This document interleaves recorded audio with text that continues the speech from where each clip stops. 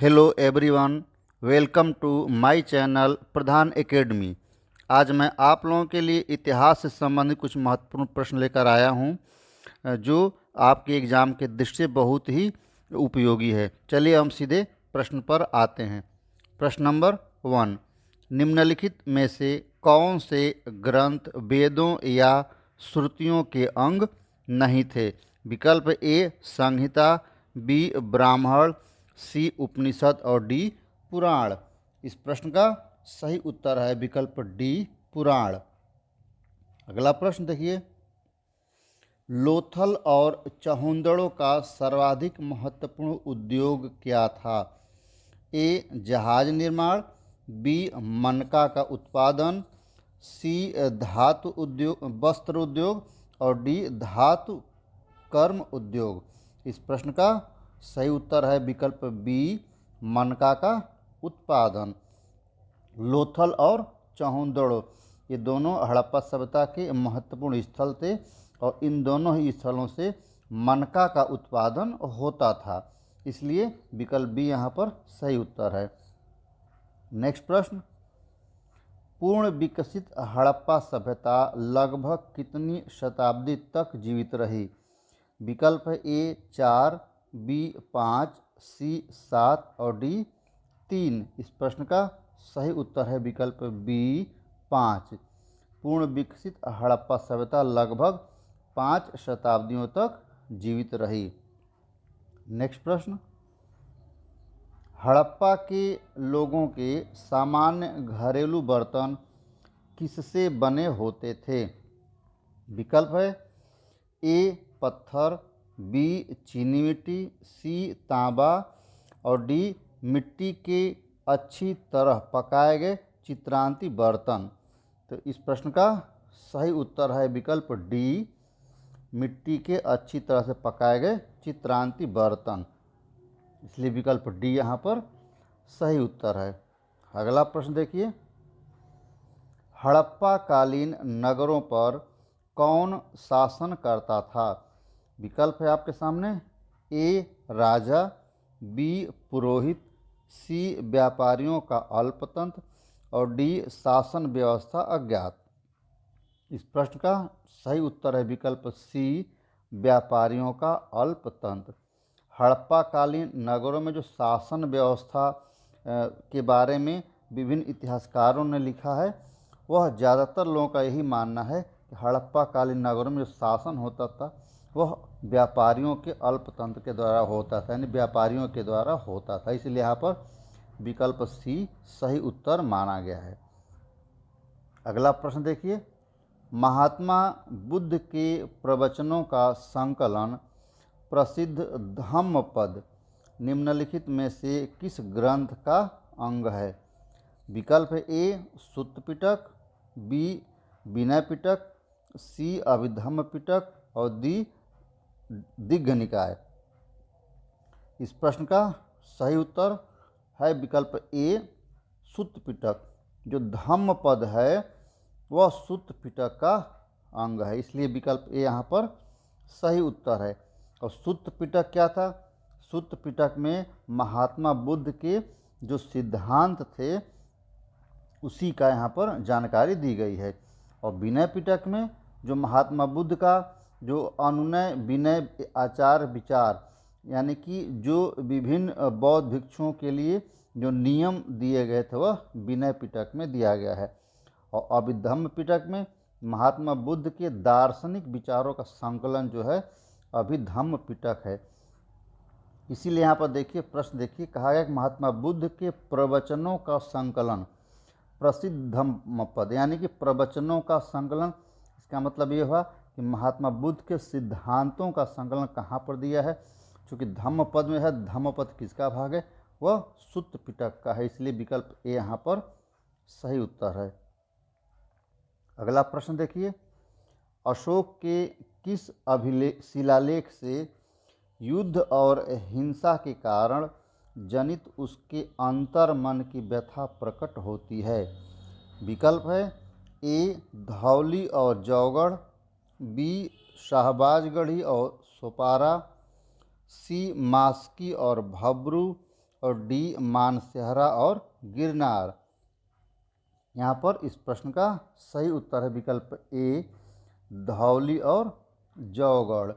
जो धौली और जौगढ़ शिलालेख है, इन शिलालेखों में युद्ध और हिंसा के कारण अशोक के अंतर्मन की व्यथा दी गई है, इसलिए यहाँ पर विकल्प ए सही उत्तर है। अगला प्रश्न देखिए, निम्नलिखित में से कौन सा पक्ष अशोक के धम्म का एक सैद्धांतिक पक्ष नहीं है? ए अहिंसा, बी व्यवहार में संयम, सी सभी पक्षों के साथ समान व्यवहार और डी पापों से भय। यहाँ पर इस प्रश्न का सही उत्तर है विकल्प डी पापों से भय। पापों से भय है अशोक के धम्म का सैद्धांतिक पक्ष नहीं है। अगला प्रश्न देखिए, मुगल नौसेना का नौ सेनापति कौन होता था? ए मुअल्लिम, बी मीर ए बहर, सी केरानी और डी नाखुदा। इस प्रश्न का सही उत्तर है विकल्प बी मीर ए बहर। मीर ए बहर जो होता था मुगल कालीन सेना का नौ सेनापति होता था। अगला प्रश्न देखिए, किसने हाथ से बने हुए खादी के वस्त्र पहनकर शाही दरबार 1877 ईस्वी में भाग लिया था? विकल्प A Ganesh Vasudev Joshi, B M G Ranade, C Rabindranath Tagore और डी बालेंद्रनाथ टैगोर। इस प्रश्न का सही उत्तर है विकल्प ए गणेश वासुदेव जोशी। गणेश वासुदेव जोशी 1877 ईस्वी के शाही दरबार में हाथ से बने हुए खादी वस्त्र पहनकर शामिल हुए थे। अगला प्रश्न, इस अगले प्रश्न में देखते हैं कि अलीपुर षड्यंत्र कांड में फंसे अरविंद घोष का बड़ी कुशलता से बचाव किसने किया था? विकल्प ए चित्तरंजन दास, बी व्योमेश चंद्र बनर्जी, सी मोतीलाल नेहरू और डी तेज बहादुर सप्रू। इस प्रश्न का सही उत्तर है विकल्प ए चित्तरंजन दास अर्थात सी आर दास। इन्होंने अलीपुर षड्यंत्र कांड में अरविंद घोष को बचाया था। अगला प्रश्न देखिए, निम्नलिखित में से किसने जहांगीर को अपने सैनिक कैंप में बंदी बना लिया था? ए खुर्रम, बी महाबत खां, सी खुसरो खां और डी आसफ खां। इस प्रश्न का सही उत्तर है विकल्प बी महाबत खां। महाबत खां जहांगीर को अपने सैनिक कैंप में बंदी बनाया था, इसलिए विकल्प बी यहाँ पर सही उत्तर है। अगला प्रश्न देखिए, परगना या महाल के प्रशासन का प्रभारी अधिकारी कौन होता था? विकल्प ए आमिल, बी पोतदार, सी सिकदार और डी बित्तिकची। यहाँ पर इस प्रश्न का सही उत्तर है विकल्प सी सिकदार। जो सिकदार होता था वह परगना या महाल के प्रशासन का प्रभारी या अधिकारी होता था। अगला प्रश्न देखिए, उत्तर पश्चिमी सीमा प्रांत में अकबर की अत्यधिक महत्वपूर्ण उपलब्धि क्या थी? विकल्प ए कश्मीर विजय, बी काबुल विजय, सी कंधार विजय और डी बलूचिस्तान विजय। इस प्रश्न का सही उत्तर है विकल्प सी कंधार विजय। उत्तर पश्चिम सीमा प्रांत में कंधार विजय अकबर की एक महत्वपूर्ण उपलब्धि मानी जाती है, इसलिए यहाँ पर विकल्प सी सही उत्तर है। अगला प्रश्न देखिए, बहमनी साम्राज्य और विजयनगर साम्राज्य के मध्य शत्रुता से संबंधित कौन सा विवादित क्षेत्र था? ए तेलंगाना, बी गोवा, सी मुदगल का दुर्ग और डी रायचूर दोआब। यहाँ पर देखिए कि विजयनगर और बहमनी इन दोनों के बीच जो है रायचूर दोआब यानी विकल्प डी रायचूर जो दोआब है कृष्णा और तुंगभद्रा के बीच का जो क्षेत्र है, इस क्षेत्र को रायचूर दोआब बोला जाता था। और इसी रायचूर दोआब के लिए बहमनी और विजयनगर के बीच शत्रुता थी और ये आपस में लड़ाई करते रहते थे, इसलिए यहाँ पर विकल्प डी सही उत्तर है। अगला प्रश्न, वह कौन सुल्तान था जो स्वयं को नायब ए खुदाई या ईश्वर का प्रतिनिधि कहता था। विकल्प ए इल्तुतमिश, बी बलबन, सी अलाउद्दीन खिलजी और डी गयासुद्दीन तुगलक। इस प्रश्न का सही उत्तर है विकल्प बी बलबन। बलबन अपने आप को ईश्वर का प्रतिनिधि या नायब खुदाई कहा करता था, इसलिए यहाँ पर विकल्प बी सही उत्तर है। अगला प्रश्न, बरीद कौन होते थे? विकल्प ए शाही कारखाना के प्रमुख, बी सुल्तान के अंगरक्षक, सी आय व्यय के प्रभारी और डी गुप्तचर एवं सूचनाएं एकत्र करने वाला। यहाँ पर इस प्रश्न का सही उत्तर है विकल्प डी, गुप्तचर एवं सूचनाएं एकत्र करने वाला जो अधिकारी था उसी अधिकारी को बरीद कहा जाता था। तो विकल्प यहाँ पर डी सही उत्तर है। नेक्स्ट प्रश्न, मुगल काल में पारस्परिक नियंत्रण एवं शक्ति संतुलन के अंतर्गत कौन अधिकारी सूबेदार पर नियंत्रण रखता था? विकल्प ए दीवान, बी बख्शी, सी फौजदार, डी वाक़या नवीस। यहाँ पर दिए गए विकल्पों में से सही विकल्प है विकल्प ए दीवान। जो दीवान होते थे वे पारस्परिक नियंत्रण और शक्ति संतुलन के अंतर्गत सूबेदार पर नियंत्रण भी रखता था। जो सबसे महत्वपूर्ण अधिकारी दीवान होता था यहाँ पर, इसलिए विकल्प ए सही उत्तर है। नेक्स्ट प्रश्न, अकबर कालीन किन भवनों की स्थापत्य योजना बौद्ध स्थापत्य से प्रेरित थी? विकल्प ए फतेहपुर सीकरी का पंचमहल, बी सिकंदरा में अकबर का मकबरा, डी फतेहपुर सीकरी में इबादत खाना और डी ए और बी दोनों। इस प्रश्न का सही उत्तर है फतेहपुर सीकरी में बना अकबर के द्वारा बनवाया गया पंचमहल और सिकंदरा में अकबर का बनाया गया मकबरा। ये दोनों बौद्ध स्थापत्य कला से प्रेरित थी, इसलिए विकल्प डी सही उत्तर है। अगला प्रश्न देखिए, फिरोज शाह तुगलक ने किसकी स्मृति में जौनपुर नगर की स्थापना की थी? विकल्प है ए गयासुद्दीन तुगलक, बी अलाउद्दीन खिलजी, सी मोहम्मद बिन तुगलक, डी इनमें से कोई नहीं। इस प्रश्न का सही उत्तर है विकल्प सी मोहम्मद बिन तुगलक। मोहम्मद बिन तुगलक को जौना खां के नाम से भी जाना जाता है, जौना खां। तो फिरोज शाह तुगलक ने जौना खां के स्मृति यानी कि मोहम्मद बिन तुगलक की स्मृति में जौनपुर नामक नगर जो है बसाया था। किसकी स्मृति में? मोहम्मद बिन तुगलक अर्थात जौना खां के स्मृति में, मोहम्मद बिन तुगलक के स्मृति में, इसलिए विकल्प सी यहाँ सही उत्तर है। नेक्स्ट प्रश्न, मौर्य साम्राज्य में उत्तरापथ की राजधानी कहाँ थी? विकल्प ए तक्षशिला, बी पेशावर, सी उज्जैनी और डी पाटलिपुत्र। इस प्रश्न का सही उत्तर है विकल्प ए तक्षशिला। मौर्य काल में उत्तरापथ की राजधानी थी तक्षशिला और पाटलिपुत्र जो राजधानी थी वह मगध की राजधानी थी। वह भी कहाँ था?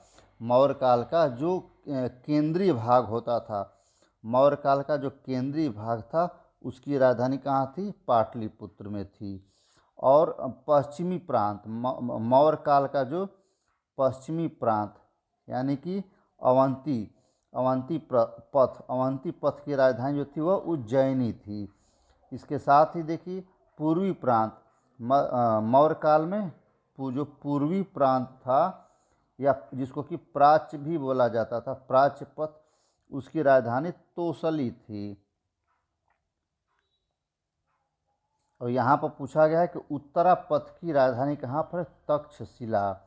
और दक्षिणापथ की राजधानी कहाँ थी मौर्य काल में? मौर्य काल में जो दक्षिणापथ थी उसकी राजधानी थी सुवर्णगिरी। कहाँ पर? सुवर्णगिरी।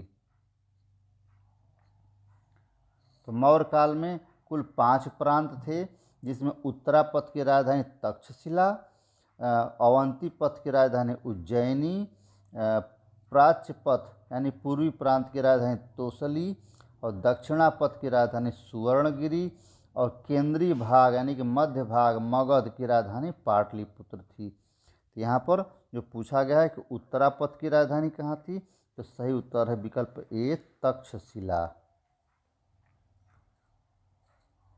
अगला प्रश्न देखिए, फो को क्यू नामक पुस्तक का लेखक कौन था? विकल्प ए फाहियान, बी हुएनसांग, सी इत्सिंग और डी हुईली। इस प्रश्न का सही उत्तर है कि फो को क्यू नामक पुस्तक का लेखक फाहियान था। विकल्प ए यहाँ पर सही उत्तर है, जो चीन का या बौद्ध यात्री था और चंद्रगुप्त प्रथम के समय में चंद्रगुप्त द्वितीय विक्रमादित्य के समय में यह भारत आया था। फाहियान जो है चंद्रगुप्त द्वितीय विक्रमादित्य के समय भारत आया था, हुएनसांग हर्षवर्धन के समय भारत आया था। यहाँ पर पूछा गया कि फो को क्यू का लेखक, विकल्प ए यहाँ पर फाहियान को माना जाता है। अगला प्रश्न देखिए, लॉर्ड डलहौजी ने निम्नलिखित में से किस राज्य के बारे में यह कहा था कि एक चेरी है जो एक दिन हमारे मुंह में गिरेगी? विकल्प दिया है ए झांसी, बी सतारा, सी कन्नौज और डी अवध। इस प्रश्न का सही उत्तर है विकल्प डी अवध। अवध के बारे में लॉर्ड डलहौजी ने यह बात कही थी कि एक चेरी है जो एक दिन हमारे मुंह में गिरेगी, इसलिए विकल्प डी यहाँ सही उत्तर है। अगला प्रश्न देखिए, स्वराज, स्वदेशी और बहिष्कार का नारा सर्वप्रथम किसने दिया था? विकल्प है ए स्वामी दयानंद सरस्वती, बी स्वामी विवेकानंद, सी बाल गंगाधर तिलक और डी लाला लाजपत राय। यहाँ पर प्रश्न का सही उत्तर है विकल्प सी बाल गंगाधर तिलक।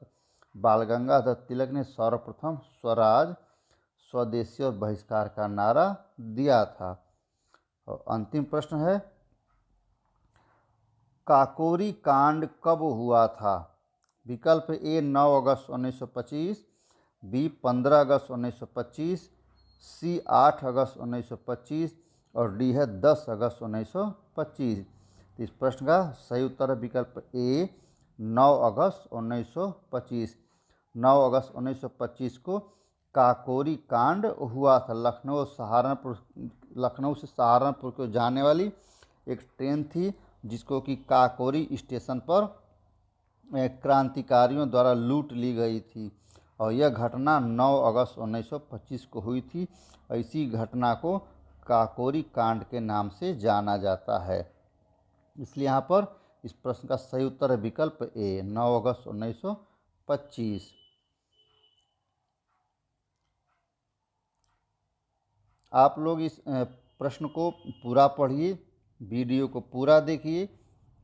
अगर वीडियो अच्छी लगे तो इसको आप सब्सक्राइब करिए, लाइक करिए और कमेंट बॉक्स में अपना कमेंट भी अवश्य दीजिए।